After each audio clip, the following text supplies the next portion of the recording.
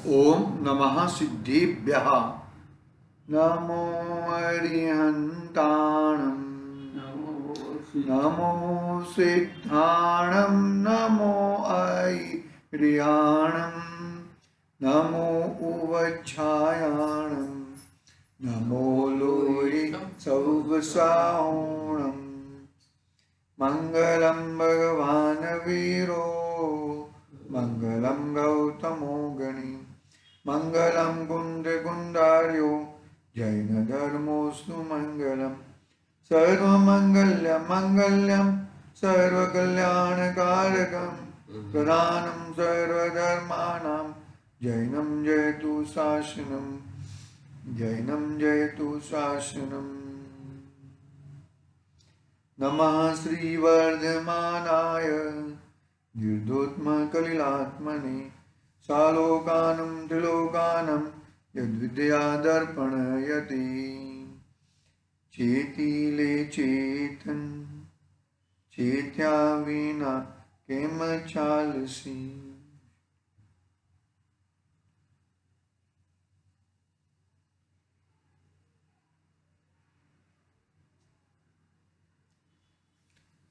रत्नाकरण सावकाचार्य नामक महान ग्रंथ आचार्य समुद्भद्र देवता रचित अपने सामने विराजमान है। तीसरा गुणव्रत क्या नाम है? भोग उपभोग। कौन सा है? भोग उपभोग नाम का गुणव्रत की चर्चा हमने कल प्रारंभ की थी। भोग इसे कहते कि जिसे एक बार भोगा जाए और उपभोग इसे कहते कि जिससे बार बार भोगा जाए। इस प्रकार की भोगो उपभोग की चर्चा प्रारंभ की थी। जो सम्यक दृष्टि है वो भोग उपभोग को परिमाण लाता है। क्या कहा? भोग उपभोग परिमाण व्रत। भोग उपभोग को बढ़ाता नहीं है। हम लोग तो भोग उपभोग बढ़ाना चाहते हैं, और ये लो और ये लो, ये करो वो करो। लेकिन जो सम्यक दृष्टि जीव है भोग उपभोग में परिमाण लाता है, परिमाण व्रत। तो वो किस तरह से परिणाम लाता है, परिमाण लाता है, उसकी चर्चा हमने प्रारंभ की थी। फिर अभी कुछ आगे पढ़ते हैं। राजवार्तिक में 5 प्रकार की मर्यादा का बात कहा है। कैसे? देखो, मतलब जहां पे हिंसा ज्यादा होती है वहां पे आचार्य देव ने तू वहां से पीछे आ जा, हिंसा ज्यादा ना हो जाए इसकी तू चिंता कर, ज्यादा हिंसा से बच। हिंसा से बच जाएगा तो बहुत कार्य हो जाएंगे। तो पहले तो आत्मा की हिंसा कैसे होंगे कि भाई मैं मोह राग द्वेष आदि विकारी भावों में तत्पर रहूंगा, ये करूंगा वो करूंगा, तो मेरी आत्मा की स्वयं की हिंसा होएगी। और परदवे की हिंसा तो कब होएगी कि जब वो अपने आत्मा स्वभाव से बाहर आएगा और बाहर का ये करना है वो करना है ये वो सब चलता रहेगा, तब जाके वो परदवे की हिंसा होगी। मतलब मेन बात हिंसा से कैसे बचा जाए। भाव हिंसा और द्रव्य हिंसा। भाव हिंसा में क्या कहा कि जीव में उत्पन्न होने वाले मोह राग द्वेष आदि विकारी भाव, वो भाव हिंसा, वो स्वयं की अपनी आत्मा की हिंसा करता है। और वो भाव हिंसा के कारण द्रव्य हिंसा करता है। भाव हिंसा के कारण पर द्रव्यों में ये वो चलता रहता है। तो अभी यहां पर राजवार्तिक में राजवार्तिक नाम का ग्रंथ है। वो किसका ग्रंथ है मालूम है? राजवार्तिक वो अपना तत्वार्थ सूत्र है। तत्वार्थ सूत्र के ऊपर टीका। राजवार्तिक मुझे लगता है नाम याद नहीं आ रहा है, लेकिन अकलंक देव ने लिखा है कि किसने लिखा है, ठीक है वो देखेंगे यदि कुछ है तो। यहाँ ऐसा विशेष जानना कि श्री राजवार्तिक में 5 प्रकार के भोग्य पदार्थ कहे हैं। एक, जिसमें त्रस जीवों का घात होता हो, त्रस जीवों का घात होता हो। दूसरा, जो प्रमाद उत्पन्न कराने वाला हो, प्रमाद उत्पन्न करने वाला दूसरा। तीसरा, जिसमें अनंत जीवों का घात होता हो, अनंत जीवों का घात होता हो। चौथा, जो अनिष्ट हो। और 5वां, जो अनुपसेव्य है। अनुपसेव्य माने कि मेरे को हेल्थ के बराबर नहीं है फिर भी मैं खाते रहता हूं, भूखते रहता हूं, तो वो अनुपसेव्य। ये 5 प्रकार के पदार्थों का संपूर्ण जीवन भर के लिए त्यागने योग्य है। क्या कहा? 5 पदार्थों का, 5 प्रकार के, 5 पदार्थ नहीं, 5 प्रकार के पदार्थों का संपूर्ण जीवन भर में त्यागने योग्य है। 10 जीवों का घात जिसमें होता है वो चीज को घात करो, वो छोड़ दो। प्रमाद उत्पन्न करने वाला है वो चीज को छोड़ दो। जिसमें अनंत, देखो मतलब मानो कि शिविर आदि में ये गरिष्ठ भोजन बनाते हैं, वो मतलब मीठा बनाते हैं, वो सब बनाते हैं, इससे नींद आ जाती है। तो नींद आ जाती है, सब लोग क्लास अटेंड नहीं करते हैं। तो इस प्रकार से वो गरिष्ठ भोजन इस ऐसी जगह पे नहीं बनाना चाहिए। मुनिराज को भी गरिष्ठ भोजन नहीं खिलाना चाहिए। उसको, उनको तो किसके लिए? उनको तो अपने तप और शुद्धोपयोग, ज्ञान और ध्यान में और सहाय करे। तो हम लोग गरिष्ठ भोजन खिलाएंगे, घी वाला वो सब खिलाएंगे, वो सब खिलाएंगे, तो मुनिराज को प्रमाद आ जाएगा, और प्रमाद आएगा तो गड़बड़ हो जाएगी, उनका ज्ञान और ध्यान अटक जाएगा। ताकत तो मुनिराज, अरे ताकत, घी खाने से ताकत नहीं आती है। घी खाने से, ऐसा कौन बोला घी खाने से ताकत आती है? गरिष्ठ भोजन जिससे प्रमाद हट जाए, प्रमाद ना आए, इस तरफ का भोजन खाना चाहिए हमें। जो प्रमाद उत्पन्न करने वाला है,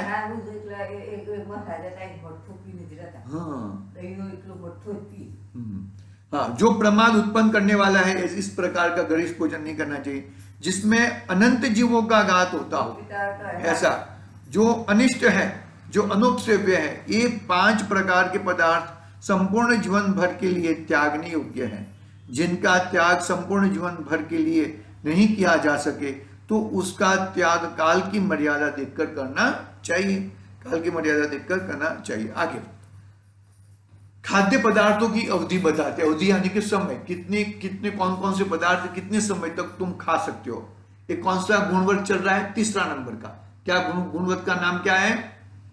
भोग उपभोग। भोग उपभोग नाम का गुणवत्त है। हाँ, पहले दिग्वर्त, फिर अनर्थ दंड व्रत, अनर्थ दंड व्रत त्याग, अने भोगोपभोग। भोग उपभोग, भोग किसे कहेंगे? जिसको एक बार लिया जा सके, बार बार लिया जाए, उसको उपभोग कहेंगे। तो अभी आगे खाद्य पदार्थों की अवधि क्या कहते हैं? यहां कितनी ही वस्तुओं में प्रकट 10 जीवों का घात होता है तथा कितनी वस्तुओं में अनंत जीवों के समूह का एक साथ घात होता है। बिंधा अन्न, बिंधा अन्न એટલે ઓલું આપણે મગ ઉગાવીએ ને, ઉગાવેલા મગ એમ, बिंधा अन्न में इल्ली धनु प्रगट हजारों फिरते दिखते हैं। धनु यानी वो दिखते हैं ना, जीवड़े, धनुरिया, ऐसा। धनु प्रकट हजारों फिरते दिखते हैं। बिंधा अन्न खाने वाले के द्वारा अपरिमाण 10 जीवों का घात होता है। जो गृहस्थ अनाजों का संग्रह करके रखता है उसे नित्य ही बिंधा अन्न खाने से महापाप का बंध होता है। इसलिए जो पाप से भयभीत जैन है उसे अबिंधा अन्न खरीदना चाहिए तथा 2 महीने तक के खर्च के लिए संग्रह करना चाहिए। 2 महीने से ज्यादा का अन्न रखना नहीं चाहिए। 2 महीने के बाद ज्यादा रहे ऐसा अन्न ग्रहण करना, अन्न रखना। अन्न यानी कि अपना गेहूं, चावल, दाल, वो सब है ना, वो सब 2 महीने से ज्यादा रहे वो ऐसा अन्न नहीं रखना चाहिए। जब 2 महीना में खा चुके तब फिर अबिंधा अन्न देखकर लेना चाहिए। फिर बाद में वापस लेंगे तो अबिंधा अन्न देखकर लेना चाहिए। आगे थोड़ा संग्रह अच्छी तरह सोंध लिया जाता है। देखो थोड़ा संग्रह, थोड़ी चीज है तो उसको अच्छी तरह हम लोग देख सकते हैं, सोच सकते हैं उसमें जीव है कि नहीं है करके। ऐसा उसकी सुरक्षा यत्नाचार से हो जाती है। थोड़ा अन्न है तो उसकी सुरक्षा भी हो जाती है। यदि धुन लगता यानी कि धनोरा लगता दिखाई दे तो उसको बदलकर दूसरा मंगवा ले वे। 5 जगह अभिधा देखकर लावे। अधिक दान संग्रह किया हो तो किसी को दे नहीं सकता, फटक नहीं सकता, बदला नहीं जा सकता। यदि बहुत धून हो गया हो तो उसे खाना ही पड़े। तब नित्य ही छान छान कर इल्ली लट दोनों को बर्तन में भर कर रास्ते में फेंकता है। मनुष्यों जहां पर मनुष्यों से तथा पशुओं के पैर में नीचे खुंद जाते हैं, मर जाते हैं। हम लोग क्या करते हैं, वो छाननी करते हैं ना, तो फिर वो धनेरा निकलता है, इल्ली निकलता है, ईयड़ निकलती है, तो उसको हम कहाँ फेंकते हैं, ऐसे ही फेंक देते हैं। तो सब लोग उसके ऊपर चलते हैं तो मर जाते हैं। तो वो ऐसा बहुत ध्यान, मतलब इससे ज्यादा अन्न ग्रहण मत करो। ज्यादा अन्न यानी कि अनाज को इकट्ठा मत करके रखो, ऐसा करो, बिगड़ जाएगा। जब अनाज में जीव होने लगते हैं तब दिन प्रतिदिन दूना, चुगना, 100 गुना, 1000 गुना छोटे बड़े बढ़ते ही चले जाते हैं। यदि मालूम नहीं पड़ा तो वो मल्टीपल काउंटिंग में जीव पैदा हो जाते हैं। सब जगह, घर में, मकान में, रसोई में, दीवार पर, चौकी पर, खान पान की वस्तुओं में, जमीन में, छत में लाखों करोड़ों जीव फैलकर विचरने लगते हैं। जीव सही है तो सब घूमने लगते हैं, वो बाहर निकलने लगते हैं। अतः लोभ के वश, प्रमाद के वश, अभिमान के वश होकर बहुत संग्रह मत करो।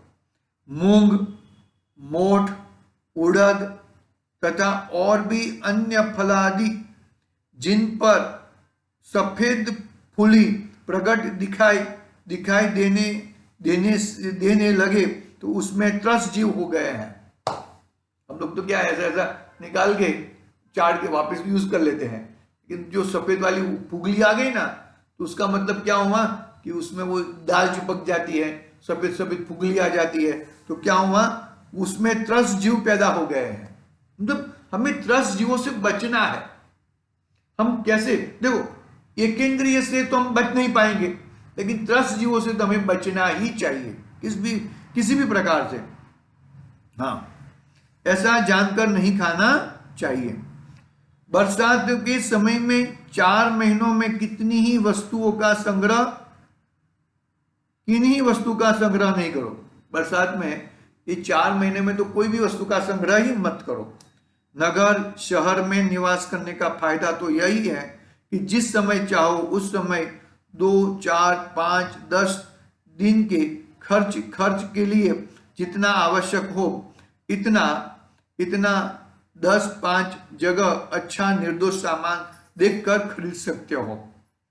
वर्षा ऋतु में गुड़ में, शक्कर में, खांड में बहुत चीटी लट सुलसुली हो जाती है। सौंठ, अजवाई, इलायची, काजू, डोंडा, सुपारी बहुत धुन जाते हैं। दाख, पिस्ता, चिरोजी, छुआरा, खोपड़ा इत्यादि में परिमाण रहित लट, कीड़ा, इल्ली बहुत हजारों लाखों में उत्पन्न हो जाती है। ये सब चीजों में लाखों प्रकार के जीव उत्पन्न हो जाते हैं, तो हमें बचना चाहिए। मतलब ज्यादा चीज को इकट्ठा मत करो, जितनी चाहिए उससे थोड़ी कम लाओ। मैं भी घर में बोलता हूँ ना, जितना खाना बनाना लगता है उससे थोड़ा 5%, 10% कम बनाओ, तो शांति से सब अपट जाएगा। नहीं तो वो बढ़ते जाता है तो मतलब होता नहीं है। आगे, पूर्वाई हवा के संयोग से गुड़ आदि में परिमाण रहित जीव उत्पन्न हो जाते हैं। मर्यादा रहित लड्डू, पेंडा, घेवर, बर्फी इत्यादि में लट आदि बहुत जीव उत्पन्न प्रकट होते दिखाई देते हैं। हल्दी, धनिया, जीरा, मिर्च, अमचूर, काथोड़ी में वर्षा ऋतु में बहुत त्रस जीव उत्पन्न हो जाते हैं। अतः इन पदार्थों का थोड़ा ही संग्रह करो, नित्य ही देख शोध कर उनका उपभोग करो। यहाँ यह यत्नाचार ही धर्म है।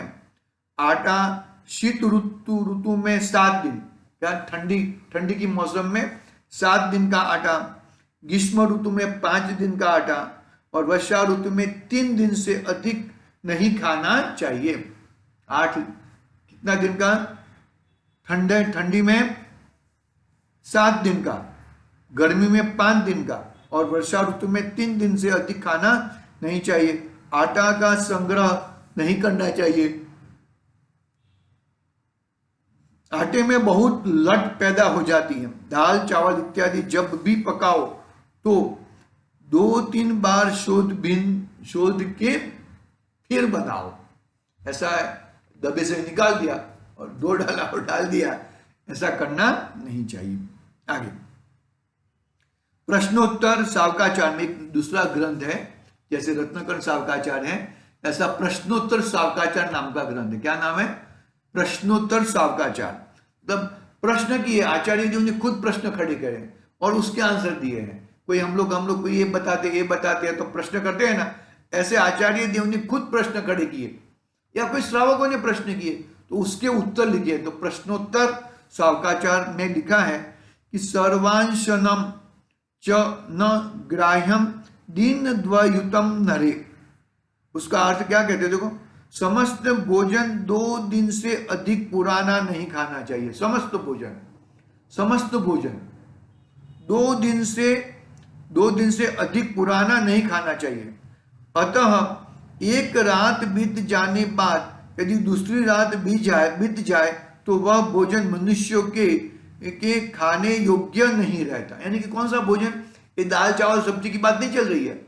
जो पक्का भोजन है, वो स्वीट मिठाई है ना, वो मानो कि ये क्या बोलते हैं उसको, मोतीचूर है, मोहनथाल है, वो उस टाइप का भोजन। दो रात खा सकते हैं। 2 रात मतलब 2 रात बीत जाई तो भी तीसरी रात के बाद नहीं खा सकते। मतलब कि आज बनाए तो आज की रात, कल खाएंगे और दूसरी रात तक, मतलब दूसरी रात का नहीं, तीसरा दिन तक खा सकते हैं, लेकिन तीसरी रात के बाद तो बिल्कुल खा सकते नहीं है। ऐसा देखो क्या कहते हैं यहाँ पे, हाँ, 2 दिन से अधिक पुराना नहीं खाना चाहिए। अतः एक रात बीत जाने के बाद यदि दूसरी रात बीत जाए तो वह भोजन मनुष्यों के खाने योग्य नहीं रहता। इसमें जल के संसर्ग सहित सभी पकवान बेगर ही भी आ गए। देखो, जल के संसर्ग के बिगर वाले भी पकवान आ गए। पुआ, मालपुआ, हलवा आदि तथा वड़ा, कचौरी रात के बासी हो जाने पर चलित रस हो जाता है, स्वाद बिगड़ जाता है, क्योंकि उनमें पानी का प्रयोग बहुत होता है। रोटी, खिचड़ी, तरकारी, साग, लौंजी रात की बासी तो कभी खानी नहीं चाहिए। एक रात, वो तो ये सब एक ही दिन में, तो सुबह का शाम भी नहीं खाते कोई तो, और ये एक दिन की दूसरे दिन नहीं खानी चाहिए। यदि स्वाद बिगड़ गया हो तो उस दिन भी नहीं खाना चाहिए। स्वाद बिगड़ गया तो उस दिन भी नहीं खाना चाहिए।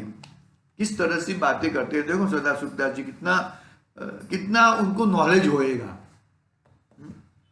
रात्रि में बनाया सभी भोजन भक्षण करने योग्य नहीं है। रात्रि में भोजन बना के दिन में खाओ तो भी भोग्य नहीं है, वो भोग करने योग्य नहीं है। दही पहले दिन का जमाया दूसरे दिन तक खा लेना चाहिए। आज जमाया हुआ दही कल तक खा लेना चाहिए, इसके आगे दही खाना नहीं चाहिए। रस जीव पैदा हो जाते हैं।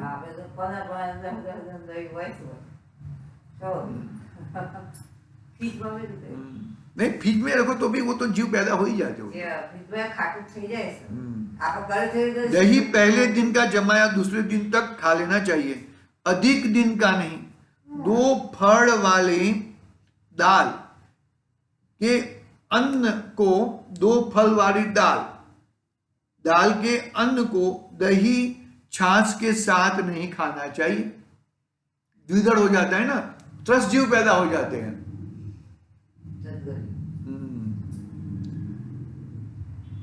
यदि उन्हें मिलाकर खाओगे तो उसमें द्विदल का दोष लगेगा।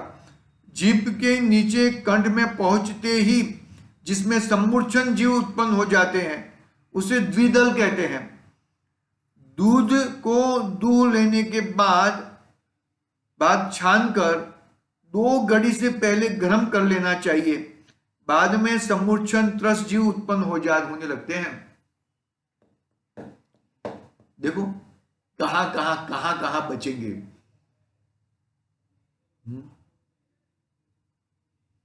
दूध को दूह लेने के बाद छानकर 2 घड़ी के पहले ही गर्म कर लेना चाहिए। बाद में सम्मूर्छन जीव उत्पन्न होने लगते हैं। घी भी छाछ में से निकालने के बाद शीघ्र ही गरम करके छान कर खाने योग्य होता है।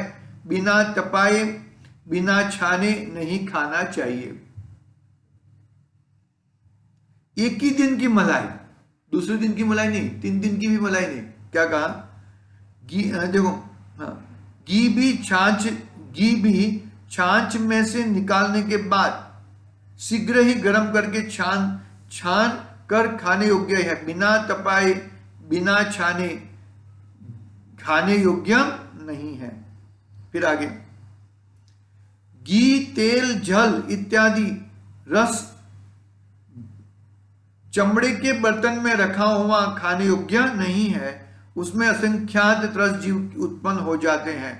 चमड़े के सिंदड़ा, कुंपा बर्तन बनते हैं। उनको मांस को जमीन में गड़ाकर पश्चात कूटकर मिट्टी के सांचे ऊपर बनाते हैं। इनसे छुआ गया घी, तेल, जल मांस के समान ही है।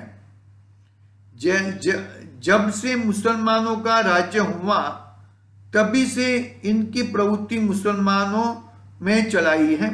मतलब ये प्रवृत्ति है ना, मांस के अंदर ये सब पानी निकालना, घी रखना, तेल रखना, वो मुसलमानों ने चलाई है ये बातें। मुसलमान लोग आए यहाँ पे भारत में। यदि चमड़े से बिना छुआ गुड़ आदि नहीं मिलता हो तो सूखा ही भोजन कर लो। दूध के बिगड़ चला लो, सूखा भोजन कर लो। तेल के बिगड़ चला लो, सूखा भोजन कर लो, कोई बात नहीं है। फागुन के बाद तिल में तथा सिंघाड़ों में बहुत त्रस जीव उत्पन्न हो जाते हैं। इसलिए फागुन के बाद तिल अथवा सिंघाड़ा कभी नहीं खाना चाहिए। फाल्गुन પછી તલ અને સિંઘાડા એટલે સિંગદાણા ના ખવાય ફાગણ પછી નારા જીવ પડી જતા જીવ આવા બધા કક્ષક જેવાનું થઈ જતો બસ બાષ્પો પણ થઈ જાય છે। पानी को मोटे दूहरे कपड़े से छानकर पीना चाहिए। दूसरे को भी छानकर पिलाना चाहिए। छानकर ही पशुओं को भी पिलाना चाहिए। पशुओं को भी पानी छानकर पिलाना चाहिए। अनछने जल से स्नान, भोजन, कपड़े धोना इत्यादि कोई भी क्रिया नहीं करना चाहिए। जल में यत्नाचार क्रिया करने से दयावान पने की सीमा बनी रहती है। बर्तन के मुख से तिगना लंबा चौड़ा दोहरा नवीन वस्त्र से पानी छानकर बिल छानी को दूसरे बर्तन में लाकर जल के स्थान में पहुंचा देना चाहिए। जो जीवानी है ना, जीवानी को क्या कहां पहुंचाना चाहिए? जल के स्थान में पहुंचा देना चाहिए। जल में यत्नाचार की यदि मर्यादा है, जल में यत्नाचार की, अभी तो क्या नल आ गए तो फिर क्या वो सब चला। ये कोई छाना हुआ पानी नहीं कहते हम लोग, ये उसको छना हुआ कहते ही नहीं है। हाँ, ये टोप बांधने का और टोप बांध के उसमें से छना हुआ पानी, वो छनने की पद्धति नहीं है। वो छन्ने से ही छना जाता है। बाकी ये नल को बांध के अरे नल का पानी भी यूज करने लायक नहीं है, ऐसा कहते हैं। नल का पानी कहां से, देखो नीचे से अनछना पानी ऊपर जाएगा, ऊपर टांकी में अनछना बनेगा, वापस नीचे आएगा, ऊपर नीचे ऊपर नीचे। जीव कितने मरते होंगे, कितने फोल्ड होते हैं, कहां से आता है, कैसे कैसे पानी आता है, कैसे कैसे। त्रस्त जीवों की हिंसा होती है उससे। हाँ। फिर काम लेना चाहिए, फिर छान कर काम में लाओ। गर्म किया हुआ जल 2 प्रहर तक काम में लो। बहुत उबला कर गर्म किया है तो 8 प्रहर तक काम में लो। उसके बाद बिना छाने का काम का नहीं रहता। ठीक है। 8 पहर गरम कर 8 पहर उकाड़ेलू पानी 8 प्रहर तक। बिना અને થોડું ગરમ કરેલું પાણી હોય ને એ क्या है, देखो क्या लिखा है यहाँ पे, गर्म किया हुआ जल 2 प्रहर तक काम में लो। बहुत उबाल कर गर्म किया है तो 8 प्रहर तक काम लो। उसके बाद बिना छाने काम का नहीं रहता। उसके बाद छान के काम कर सकते हैं, छान के ले सकते हैं, लेकिन જેટલી વખત લીએ એટલા તો કરવું પડે। ઓલું પાણી ને, માટલાનું પાણી ને, માટલાનું पानी तो पीवाय पण नहीं। बोला भाई आए थे वो इंदौर से, वो भाई साहब आए थे ना, आप लोग प्रतिष्ठा में गए थे इंदौर से भाई, तो इन्होंने मटके का पानी का नहीं, आप लींबू शरबत बनाना है तो मटके का पानी का मैं नहीं पीता हूँ करके उन्होंने क्लियरली बोला था। नहीं घड़ी नहीं, मटके का पानी ही नहीं, सादा पानी। कंदमूल का त्याग, देखो कंदमूल का त्याग में बात करते हैं।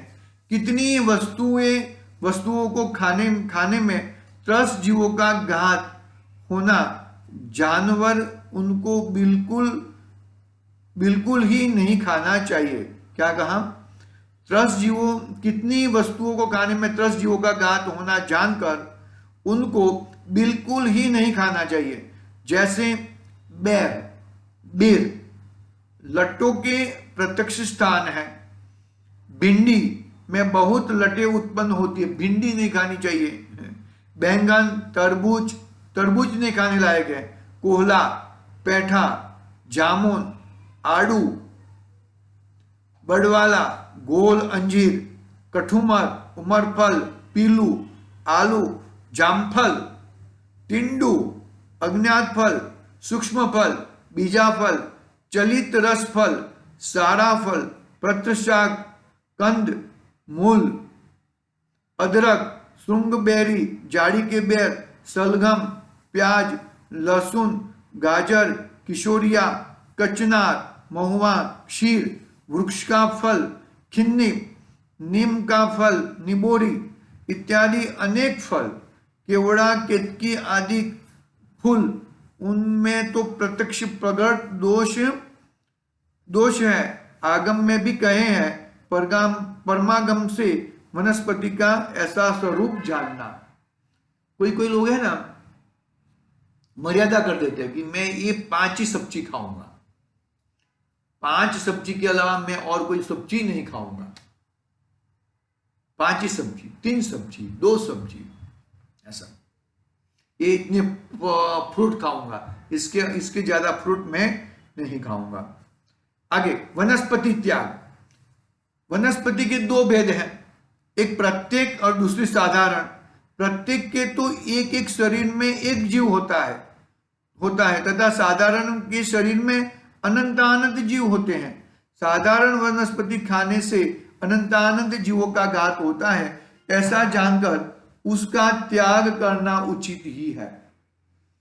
ऐसा समझिए।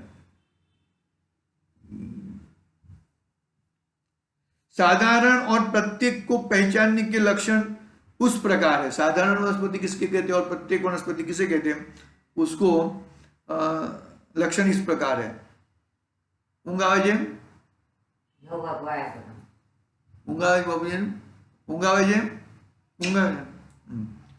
हाँ, जिस वनस्पति के लिख प्रकट नहीं हुई हो, रेखा सी नहीं दिखाई देती हो, कली प्रकट नहीं हुई हो, पहली प्रकट नहीं हुई हो, जिसके तोड़ने से संभंग हो जाए, दंडी भी टूट जाए, जिसमें तांतु तुतड़ा प्रकट नहीं हुआ हो, वह साधारण वनस्पति है। इसके एक अणु मात्र में अनंतानंत जीव होते हैं। जिस वनस्पति में धार, कली, रेखा, पेली प्रकट दिखाई देती हो, वह साधारण नहीं प्रत्येक वनस्पति है। जिसे तोड़ने से टिंडी तिरुछी टूटे, सीधी चाकू से बनाई जैसी सांप बराबर नहीं टूटे, जिसमें तुतड़ा तार प्रकट हो गया हो, वह प्रत्येक वनस्पति है। क्या कहा? प्रत्येक वनस्पति और साधारण वनस्पति। साधारण वनस्पति किसे कहते हैं? कि जिसके एक शरीर में अनंत शरीर होते हैं, अनंत जीवों का घात होता है। और प्रत्येक वनस्पति में तो एक शरीर में एक जीव होता है। तो अभी प्रत्येक वनस्पति, जिस वनस्पति में लिक प्रकट नहीं हुए हो, रेखासी नहीं दिखाई देती हो, कली प्रकट नहीं हुई हो, पेली प्रकट नहीं हो, जिसको तोड़ने से संभंग हो जाए, दंडी नहीं टूटे, जिसमें तांतु तुतड़ा प्रकट नहीं हुआ हो, वह साधारण वनस्पति है। बरोबर है। और जिसके एक अणु मात्र में अनंतानंद जीव होते हैं, जिस वनस्पति में धार, कली, रेखा, पेली प्रकट दिखाई देती हो, वह साधारण नहीं प्रत्येक वनस्पति है। जिसे तोड़ने से टेढ़ी तुरछी टूटे, सीधी चाकू से बनाई हुई जैसे सांप बराबर नहीं टूटे, जिसमें तुतड़ा तार प्रकट हो गया हो, वह प्रत्येक वनस्पति है। मतलब इससे मतलब क्या है? पहला तो कैसे है, गुणव्रत कब आएंगे? कि अणुव्रत को मजबूत बनाने के लिए गुणव्रत आएंगे, शिक्षा व्रत और गुणव्रत। अणुव्रत को और मजबूत बनाएंगे। तो अणुव्रत कब आएंगे? कि वे सम्यक दर्शन और सम्यक ज्ञान पूर्वक अणुव्रत आएंगे। तो सम्यक दृष्टि जीव को तो बहुत प्रकार की लालसाएं बालसाएं टूट गई है, तो अभी इस प्रकार के हर चीज सोच कर अपना जीवन बहुत सुंदर बनाते हैं। किसी भी प्रकार से हिंसा का पाप नहीं लगने देते, अहिंसक प्रवृत्ति रहती है। त्रस्त जीवों की हिंसा नहीं हो, साधारण वनस्पति की भी हिंसा नहीं हो। साधारण वनस्पति में क्या सा होता है? साधारण वनस्पति में एक शरीर में अनंत जीव रहते हैं, और प्रत्येक शरीर में, प्रत्येक वनस्पति में एक शरीर में एक ही जीव होता है। तो फर्क हो जाता है, वहां पे अनंत जीवों की हिंसा हो जाएगी साधारण वनस्पति में, और वहां पर एक जीव में, एक वस्तु में एक ही जीव की हिंसा होगी। तो फर्क है। इतना पाप कम लगेगा, इतना हिंसा कम लगेगी, इतना जीव बचेगा। इस तरह से अभी की बात पूरी करते हैं, आगे की बात कल देखेंगे। आज के लिए ओम नमः सिद्धिभ्यः। निज निधि निज में बताई अनंत उपकार, उसके लिए